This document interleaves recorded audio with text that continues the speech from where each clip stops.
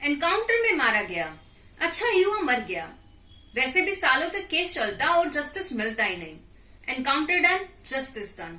नमस्कार, मैं हूं काजल और आप देख रहे हैं सोशली लीगल। आम जनता, पॉलिटिशियंस और बहुत सारी मीडिया ये कहकर सेटिस्फेक्शन जता रही है कि एक गैंगस्टर विकास दुबे मारा गया, लेकिन ये सिक्के का एक पहलू है। दूसरा पहलू जानने के लिए उससे पहले हम जान लेते हैं विकास दुबे था कौन और अचानक से वो लाइमलाइट में कैसे आ गया। विकास दुबे कानपुर के पास के एक गांव बिकरू गांव का रहने वाला एक ऐसा गैंगस्टर था जिसके नाम पर लगभग 60 से ज्यादा क्रिमिनल केसेस दर्ज थे। विकास दुबे पहली बार लाइमलाइट में तब आया जब 12 अक्टूबर 2001 को उसने पुलिस थाने में उस समय के बीजेपी नेता व राज्य मंत्री रहे संतोष शुक्ला को गोली मारकर हत्या कर दी और वह बाद में कोर्ट से रिहा भी हो गया, सिर्फ इसलिए क्योंकि उस समय मौजूद किसी भी पुलिस वाले ने उसके खिलाफ कोर्ट में गवाही नहीं दी। विकास दुबे ने दुश्मन तो बनाए ही, लेकिन जब दोस्ती की बात आई तो विकास दुबे के संबंध लगभग हर राजनीतिक पार्टी से थे। विकास दुबे दूसरी और आखिरी बार लाइमलाइट में तब आया जब राहुल तिवारी नाम के एक आदमी ने उसके खिलाफ शिवली थाने में एक एफआईआर दर्ज कराई। यह इस आधार पर थी कि विकास दुबे ने उसे और उसके रिश्तेदार को अगवा किया, मारा पीटा और जबरन उससे कुछ प्रॉपर्टीज के कागजात पर साइन करा लिए। जिसके बाद पुलिस जब उसे गिरफ्तार करने पहुंची तो विकास दुबे और उसके साथियों ने पुलिस वालों पर गोलियां चलानी शुरू कर दी, जिसमें डिप्टी एसपी समेत पुलिस वालों के 8 पुलिसकर्मी शहीद हुए। इसके बाद विकास दुबे और उसके सभी साथी फरार हो गए। जो साथी विकास दुबे का पुलिस वालों को मिला उन सबका एनकाउंटर कर दिया गया। इसके बाद फरार विकास दुबे 9 जुलाई को उज्जैन के महाकाल के मंदिर के बाहर खुद ही पब्लिक के सामने आ गया और मध्य प्रदेश पुलिस ने उसे हिरासत में ले लिया। हिरासत में लेने के बाद उसे यूपी एसटीएफ को सौंपा गया, जिसके बाद वो उसे लेकर यूपी की तरफ रवाना हुए। कानपुर पहुंचते ही उसका एनकाउंटर कर दिया गया। यही एनकाउंटर आ खड़ा होता है सवालों के घेरे में। पहला सवाल ये आता है कि जैसा कि पुलिस वालों ने कहा कि उसे यूपी की तरफ लेके जाते हुए गाड़ी पलट गई और उसमें से विकास दुबे ने भागने की कोशिश की और उसके बाद उन्हें उसका एनकाउंटर करना पड़ा। पहला सवाल यहाँ ये आया कि बिना ट्रांजिट रिमांड के विकास दुबे को एमपी से यूपी क्यों लेके जाया गया। दूसरा सवाल ये आता है कि अगर विकास दुबे भाग रहा था तो उसके सीने पर गोलियां कैसे लगी। तीसरा सवाल ये आता है कि जब विकास दुबे के ठीक एनकाउंटर से पहले मीडिया जो उनके पीछे थी उन्हें 2 किलोमीटर की दूरी पर रोक दिया जाता है, ऐसा क्यों।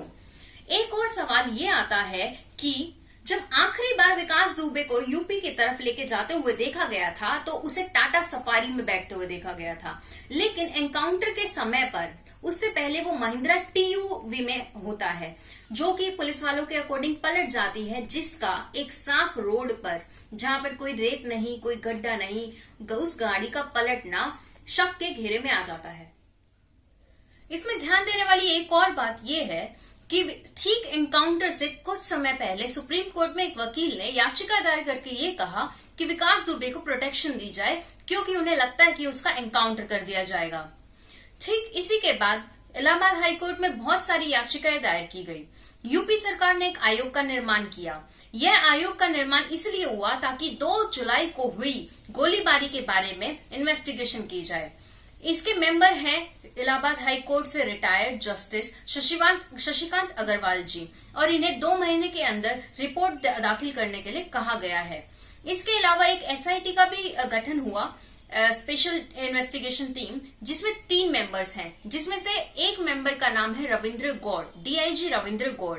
ये वही है जिनके ऊपर सीबीआई चार्जशीट में 2007 में बरेली में हुए एक fake encounter, young medicine dealer का फेक एनकाउंटर था, उसमें इनका नाम आया था।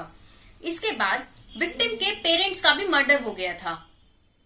तो हम कह सकते हैं कि एक फेक एनकाउंटर के लिए उसी आदमी का नाम लिया गया है जिसका नाम पहले एक चार्जशीट में आ चुका है, फेक एनकाउंटर के लिए ही।